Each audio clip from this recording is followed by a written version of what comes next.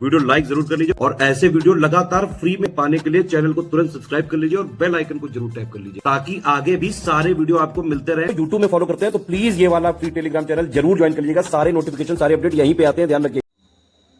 Hello friends, आपका स्वागत है हमारे YouTube channel C SAT preparation पर।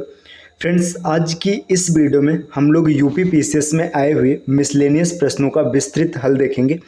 तो चलिए स्टार्ट करते हैं अपने क्लास को। देखिए, क्लास स्टार्ट करने से पहले अगर आप हमारे पेड ग्रुप से जुड़ना चाहते हैं तो ये टीम का नंबर दिया गया है, आप इन नंबर के माध्यम से उनसे संपर्क कर सकते हैं।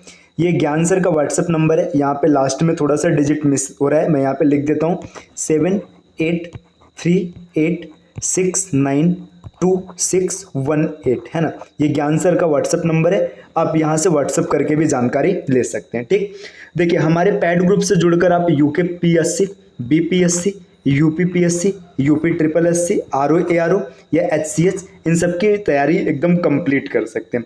इसके अतिरिक्त अगर आप हमें टेलीग्राम से जुड़ना चाहते हैं तो ये हमारे टेलीग्राम चैनल का लिंक है @study for civil services, search करके आप टेलीग्राम से हमसे जुड़ सकते हैं। तो चलिए स्टार्ट करते हैं अपने क्लास को। देखिए यहाँ पर पहला क्वेश्चन ये दिया गया है। पहला क्वेश्चन, ये जितने भी क्वेश्चन है सब यूपी पीसीएस में आए हुए हैं। दिया है दो संख्याओं का एचसीएफ एंड मतलब और एलसीएम क्रमशः 12 और 144 है। एक संख्या 36 है तो दूसरी संख्या ज्ञात कीजिए। देखिए यहाँ पे इसका इंग्लिश वर्जन दिया गया है, the LCM and HCF of two numbers are 12 and 144 respectively. मतलब जो एचसीएफ है ये कितना है, ये एचसीएफ अगर देखा जाए तो इसका एचसीएफ है 12 और एलसीएम है 144 है ना। ये इंग्लिश वर्जन में थोड़ा सा मिस्टेक हो गया, ये आगे पीछे हो गया है ना। एक संख्या 36 है, दूसरी संख्या निकालनी। देखो आपने एक फार्मूला पढ़ा होगा, LCM into HCF is equal to first number into second number है ना। ये फार्मूला आपने पढ़ा होगा। एलसीएम यहाँ पे है 144, एचसीएफ है 12, एक नंबर दे रखा है 36 और सेकंड नंबर आपसे पूछा है ना। आप आराम से निकाल लेंगे। देखिए 36 इसको काटेंगे 4 बार में कट जाएगा, 12 चौका 48, ये 48 इसका आंसर आ जाएगा। ऑप्शन नंबर बी सही हो जाएगा। चलिए, तो ये एक क्वेश्चन रहा, पहला क्वेश्चन हम लोगों ने किया है। अब अपने सेकंड क्वेश्चन पर आते। देखिए सेकंड क्वेश्चन यहाँ पर क्या दे रखा है, radius of a circle is increased by in such a way that it circumference increased by 10%, area of circle will increased by. ये इसका इंग्लिश वर्जन है, हिंदी में दिया है। एक वृत्त की त्रिज्या इस प्रकार बढ़ाई जाती है कि उसकी परिधि में 10% वृद्धि हो जाए। तो बताइए वृत्त के क्षेत्रफल में कितने प्रतिशत की वृद्धि होगी। देखिए जब कभी भी ऐसे क्वेश्चंस आते हैं ना तो आपको थोड़ा सा याद रखना है। जैसे देखिए यहाँ पे यूनिट देखिए, यहाँ पे रेडियस में वृद्धि हो रहा है ना, या फिर सरकमफेरेंस में वृद्धि हो रहा है, या फिर कोई भी ऐसा टर्म है जो कि 1D है। 1D का मतलब इसमें लंबाई है तो सिर्फ लंबाई है, चौड़ाई है तो सिर्फ चौड़ाई है, ऊंचाई है तो सिर्फ ऊंचाई है। अगर इन सब में हो रहा है तो इन सब में सेम वृद्धि होता है। इस चीज़ को आपको याद रखना है। देखिए अगर इसका देखिए रेडियस इस प्रकार बढ़ा है कि परिधि भी 10% बढ़ी। देखिए परिधि क्या होता है 2πr है ना, 2π कांस्टेंट है। मतलब यहाँ पे सीधा सीधा बोला जा रहा है कि r आपका 10% बढ़ा है ना। r 10% बढ़ा है तो आपसे पूछ रहा है कि बताइए इसके क्षेत्रफल में कितने प्रतिशत की वृद्धि होगी। आप सक्सेसिव के साथ भी जा सकते हैं, बेसिक के साथ भी जा सकते हैं। सक्सेसिव क्या कहेगा सॉरी फ्रेंड्स, सक्सेसिव होगा r plus r into r upon 100 है ना। ये फार्मूला हो जाएगा। 10 पर यहाँ पे बढ़ा है, 10 यहाँ पे बढ़ा है, 10 20% हो गया और प्लस में 10 10 में 100/100 एक मतलब 21%। ये फाइनल आंसर हो जाएगा। इसके अतिरिक्त आप इस क्वेश्चन को ऐसे भी देख सकते थे, रेडियस पहले 10 था, ये 10 कहाँ से मिला, जो 10% है 10% की फ्रैक्शनल वैल्यू है 1/10 है ना। देखिए पहले 10 था, 10 से 1 बढ़ाई 11 हो गया। फिर से क्षेत्रफल निकालना है तो 10 से 1 बढ़ाई 11 हो गया। देखिए क्षेत्रफल पहले 100 था, अभी बढ़ के 121 हो गया। तो यहाँ पे 21% का ग्रोथ है। ये इसका दूसरा तरीका है। तो आप चाहे जिस मेथड से करिए, ऑप्शन आपका ए आ जाएगा, 21 सही हो जाएगा। चलिए अपने अगले क्वेश्चन पर आते हैं। अगला क्वेश्चन ये रहा, दिया गया व्यंजक किस विकल्प से विभाज्य है। यहाँ पे एक व्यंजक दिया है 2x³ + x² - 2x - 1 है ना। आपसे पूछ रहा है किस ऑप्शन से कटेगा। देखिए जब भी ऐसे क्वेश्चन हो तो आपको क्या करना है, जब भी विभाज्यता की बात पूछी जाएगी तो यहाँ से आप x की वैल्यू निकाल करके इस व्यंजक में प्लेस करेंगे। x की वैल्यू रखने पे जहाँ से आंसर 0 हो जाएगा वही आपका सही आंसर होगा। देखो पहले विकल्प से x का मान हो जाएगा x इज इक्वल टू -3/2। ये कैसे मिला है, देखिए ये यहाँ पे प्लस है, बराबर किधर आएगा, माइनस हो जाएगा। अब यहाँ पे 2 इधर गुड़ा, इधर आएगा भाग हो जाएगा। x की वैल्यू -3/2 प्लेस कर दीजिएगा। 2 गुड़े 3 तिरिक का 9 तिरिक 27 और बटे 2 दूना 4 दूना 8, ये पूरा का पूरा माइनस में रहेगा, है ना। फिर प्लस देखिए यहाँ पे 3 तिरिक का 9 और बटे में 4, ये हो गया, माइनस माइनस प्लस हो जाएगा, फिर माइनस, है ना। देखिए 3 माइनस माइनस प्लस 3 दूना 6 और बटे में 2, ये हो जाएगा, और लास्ट में -1 है। अब इसको चेक करेंगे, है ना, इसको चेक करेंगे कि यहाँ पे कट रहा है कि नहीं कट रहा है। देखिए यहाँ पे -54 बटे 8 प्लस 9 बटे 4 -6 बटे 2 और -1। देखिए सॉरी फ्रेंड्स, यहाँ पे आपको माइनस का टर्म ज़्यादा दिख रहा है, इसका मतलब ये कटने वाला नहीं है यहाँ से, तो ये ऑप्शन तो नहीं होगा, है ना। पहला ऑप्शन यहाँ से एलिमिनेट हो गया, पहला ऑप्शन नहीं हो सकता, है ना। अब हम लोग दूसरे ऑप्शन के साथ जाते हैं, x प्लस इसको रख के देखते। देखिए यहाँ पे x की वैल्यू आ जाएगी -1/2, है ना। x की वैल्यू -1/2, 2 गुड़े -1/8, है ना। यहाँ पे हमने मान रखा है 1/2, है ना। प्लस देखिए -1/2 का स्क्वायर करेंगे तो 1/4 आ जाएगा, -1/2 है तो यहाँ पे कट जाएगा, -1, देखिए माइनस माइनस +1 हो जाएगा, और यहाँ पर देखेंगे तो ये -1 है। देखिए +1 से -1 कैंसिल हो गया, यहाँ पे आपको मिल जाएगा -1/4 + 1/4, ये भी कैंसिल हो जाएगा। यहाँ पे शेष आपका 0 दिख रहा है, शेष 0 दिखने का मतलब ऑप्शन नंबर 20 क्वेश्चन का सही आंसर हो जाएगा। यहाँ से हमने चेक कर लिया, तो आगे इन 2 को चेक करने की कोई ज़रूरत नहीं है ना, क्योंकि हमें सेटिस्फाइड करने वाला आंसर मिल चुका है। चलिए अगले क्वेश्चन पर आते हैं। अगला क्वेश्चन है, Vikas rank 18th in a class of 49th student, what is the his rank from the last, है ना। इसका हिंदी वर्जन ये रहा, विकास 49 कक्षा छात्रों की एक कक्षा में 18वें क्रम पर है, आखिरी से उसका क्रम क्या होगा। देखिए 49 स्टूडेंट्स हैं, विकास का जो पोजीशन है 18वें क्रम पे है। आगे देखिए यहाँ पे अंतिम में आखिरी से पूछा, मतलब स्टार्ट से विकास 18वें नंबर पे। देखिए 18वें नंबर पे विकास है, इसका मतलब देखिए विकास 18वां है, तो इससे पहले रुके मैं यहाँ पे नाम लिख लेता हूँ। देखिए विकास यहाँ पर है, विकास 18वें क्रम पे, इसका मतलब इससे पहले 17 स्टूडेंट है ना। और बाकी टोटल 49 स्टूडेंट्स की क्लास है। देखिए 17 यहाँ पे पहले हो गए, 18वां विकास है, तो विकास के पीछे कितने हो जाएंगे। देखिए विकास के पीछे 1 हो गया तो 19 हो गया, और 30 31 हो जाएगा। अब पीछे से इसका रैंक पूछा गया तो 31 तो इसके पीछे है, और एक विकास है तो ये 32वां हो जाएगा। ये इसका बेसिक तरीका रहा, बाकी आप फार्मूले के साथ भी जा सकते हैं। Total is equal to left plus right -1, ये फार्मूला होता है। देखिए टोटल 49 स्टूडेंट्स है, लेफ्ट से विकास का स्टेटस दिया गया 18वें क्रम पे है ना।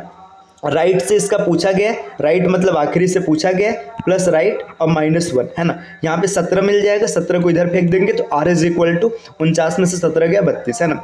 ये इसका फार्मूला वाला वर्जन रहा। बाकी आपने बेसिक तरीके से इसको एनालाइज कर लिया था, तो आप दोनों तरीके से देख चुके हैं। आपका कौन सा सही आंसर बनने वाला है ये क्लियर हो चुका है, ऑप्शन नंबर ए हो जाएगा। चलिए आते हैं अगले क्वेश्चन पे।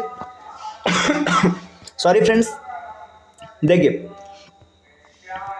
एक क्वेश्चन यहां पर दिया है, A is richer than B, C is richer than A, D is richer than C, E is the richest than all, if they will are made to sit in above degree of the richest, who will have the central position। मतलब देखिए यहाँ पे इसका Hindi version है, A B से अमीर है, सी ए से अमीर है, डी सी से अमीर है, ई सबसे ज़्यादा अमीर है।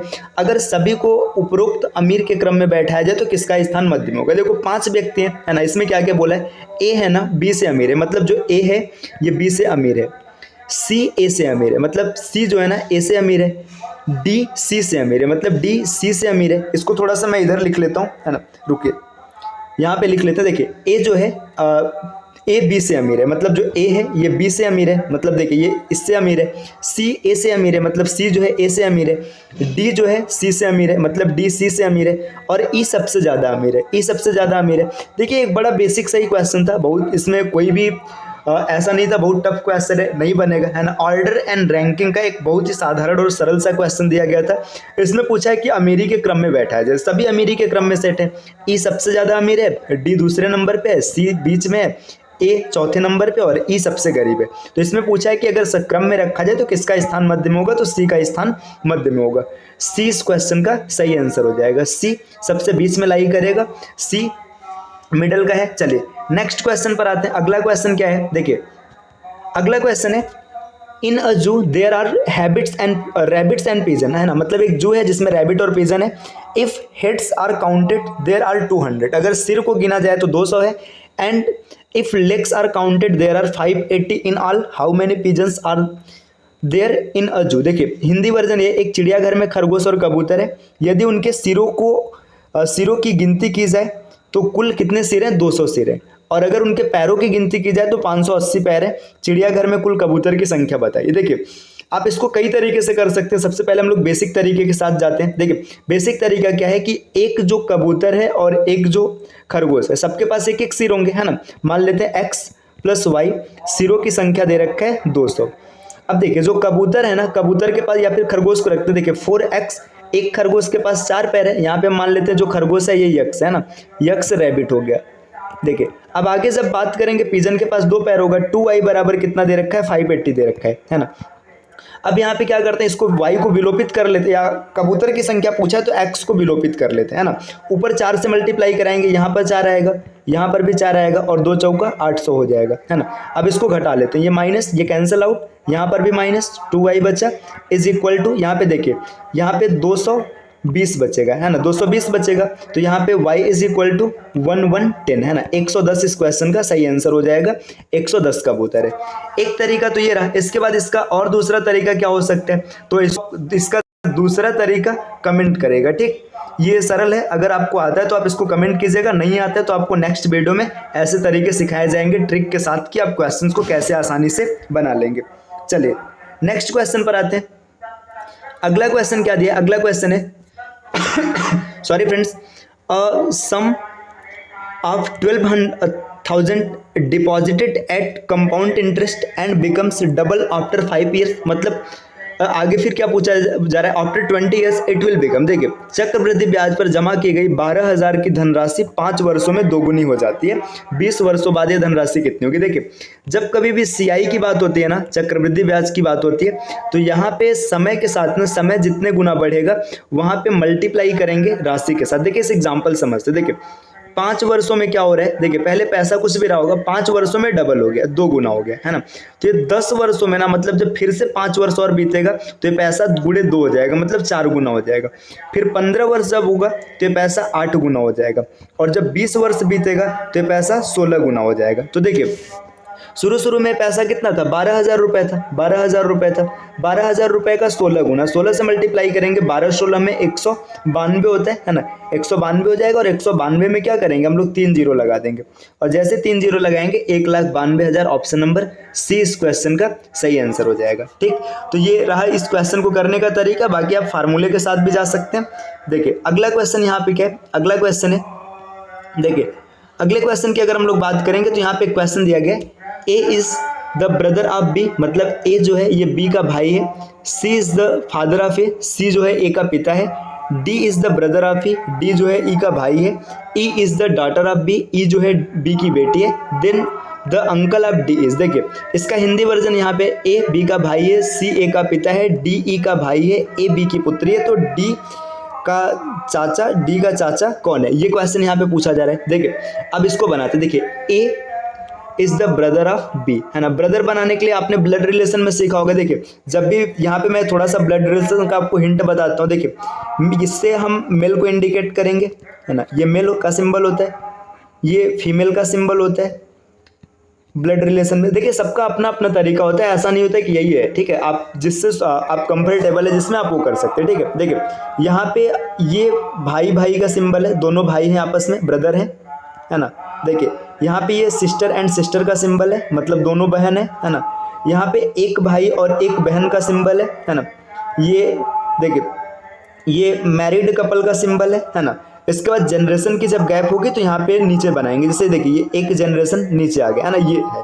अब चलिए इस क्वेश्चन को सॉल्व करते हैं। देखिए A is the brother of B, है ना, ए भाई है बी का जेंडर हमें अभी नहीं पता है, ठीक। और जब तक जेंडर नहीं पता होगा, आपको नाम से कभी भी ब्लड रिलेशन में जेंडर एज्यूम नहीं करना है कि नाम दिया तो आप जेंडर मान लेंगे। देखिए सी ए का पिता है, देखिए सी जो है फादर है ए का, हमने बना लिया, है ना। डी ई का भाई है, देखिए जो डी है ना ये ई का भाई है। अब यहाँ पे अभी ई नहीं आया है ना, तो अभी इसको होल्ड करते हैं। D is the brother of E, E is the brother of B. देखिए ई जो है ना, ई जो है ये क्या है, ब्रदर है किसका, E is the brother of B, है ना। ई जो है ब्रदर है बी का, ठीक। चलिए बी का जेंडर अभी भी नहीं क्लियर है। देखिए डी ई का भाई है, मतलब यहाँ पर डी भी आ जाएगा। डी जो है ई का भाई है ना, डी जो है ई का भाई है। तो डी का चाचा कौन है? इस क्वेश्चन में कुछ मिस्टेक है। A is the brother of B, ठीक है, is the brother of B. C is the father of A, C is the father of A. D is the brother of E, D is the brother of E. E is the, अच्छा daughter है यहाँ पे, daughter मैंने गलती थोड़ा कर दिया, ठीक है। यहाँ पे देखिए क्या दिया है, E is the daughter of B, ठीक है। ई जो है ना, ई जो है डॉटर है बी की, सॉरी सॉरी सॉरी, ठीक है। रुकिए इसको एक बार फिर से ड्रॉ कर लेते हैं। सॉरी फ्रेंड्स, माफ कीजिएगा, क्वेश्चन पढ़ने में गलती हुई, मैंने ध्यान नहीं दिया, ठीक है। ये थोड़ा सा पड़ोस में शोर शराबा है, इस वजह से डिस्ट्रक्शन बना हुआ है। देखिए A is the brother of B, A जो है ब्रदर है किसका? बी का। C is the father of A, C is the father of A, ये रहा, है ना। D is the brother of E, अभी नहीं पता है। E is the daughter of B, देखिए E is the daughter of B. अब डी इसका भाई है ना, ये डी इसका भाई हो गया। अब आगे आपसे क्वेश्चन पूछा जा रहा है कि then the uncle of D, देखिए ये इसका मम्मी होगा या पापा होगा, कोई फर्क नहीं पड़ता है, लेकिन इसका अंकल कौन होगा? अंकल हमेशा ए होगा। तो इस क्वेश्चन का सही आंसर हो जाएगा ए, है ना।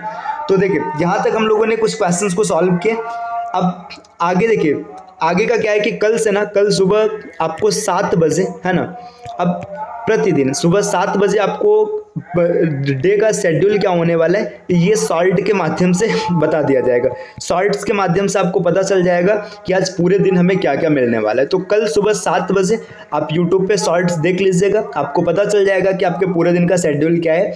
और हम लोग अब यूपी पीसीएस के लिए, यूपी पीसीएस में सी सेट का जो सिलेबस होता है उसका अब regular topic wise mixed question, previous year में आए हुए क्वेश्चंस, इसकी क्लास करने जा रहे हैं। तो आप हमारे चैनल सी सेट प्रिपरेशन को सब्सक्राइब कर लीजिएगा और आपको पूरी सी सेट की तैयारी कराई जाएगी। चलिए मिलते हैं आपसे नेक्स्ट वीडियो में, तब तक के लिए अपना ख्याल रखिएगा। Thank you.